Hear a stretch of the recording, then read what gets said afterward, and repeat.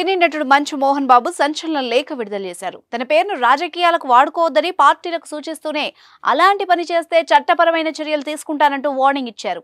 Social media వేదికగా ఓ లేఖ విడుదల చేశారు.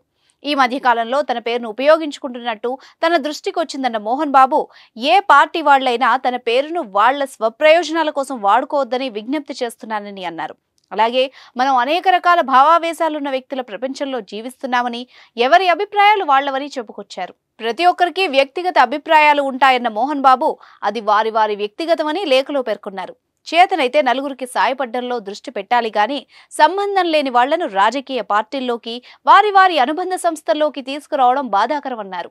తనకు అండాదండగా ఉన్న ప్రతి ఒక్కరికి అభివందనాలు తెలియజేస్తున్నానన్న మోహన్ బాబు, శాంతి సౌభ్రాతృత్వాలను వ్యాపింపజేయడంలో అందరం కట్టుబడి ఉందామని కోరుకుంటున్నట్టు తెలిపిన మోహన్ బాబు, ఇది ఉల్లంఘించిన వారిపై న్యాయపరమైన చర్యలు తీసుకుంటానని హెచ్చరించారు.